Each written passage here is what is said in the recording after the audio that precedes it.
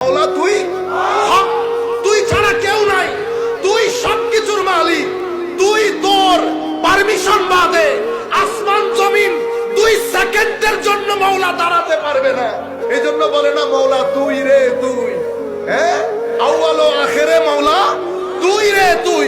আপনারা চিন্তা করেন, মায়ের গর্ভের মধ্যে 1 ফোঁটা পানি গেছে, মায়ের গর্ভের মধ্যে 1 ফোঁটা পানি গেছে, পানি মায়ের গর্ভের মধ্যে থাকছে থাকছে। পানি কখনো আপনি কল্পনা করতে পারবেন?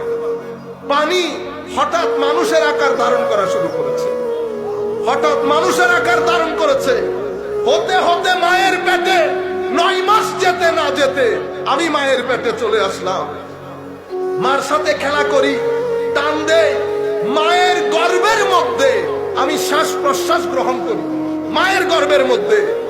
আউয়াল ও আখেরে মাওলা তুই রে তুই।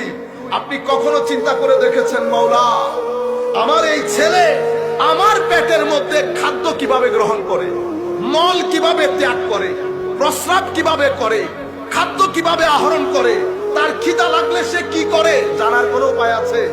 পৃথিবীর কোনো মানুষ না। আপনারা সিনা দিয়ে আমার আল্লাহকে অনুভব করার চেষ্টা করে, কেউ নাই সেই দিন। আমার আল্লাহ খিদা লাগার দে, আমার আল্লাহ পেটের মধ্যে মায়ের পেটে খাদ্যের ব্যবস্থা করে দিয়েছে, দেন নাই? এরপরে আমার আল্লাহ দুনিয়াতে আমার আসার জন্য ঠিক যেই পরিস্থিতির দরকার সেই পরিস্থিতি তৈরি করে দিলেন। দুনিয়াতে আমি আসলাম, এতদিন মায়ের বুকে কোনো দুধ ছিল না, আজি আজি হঠাৎ মধ্যে মায়ের বুকে দুধ এসে গেল। ছেলেও বুঝতে পারছে আমি যখন এসেছি। কখনো চিন্তা করে দেখেছেন আমাকে কে বলেছে মায়ের বুকে দুধ আছে?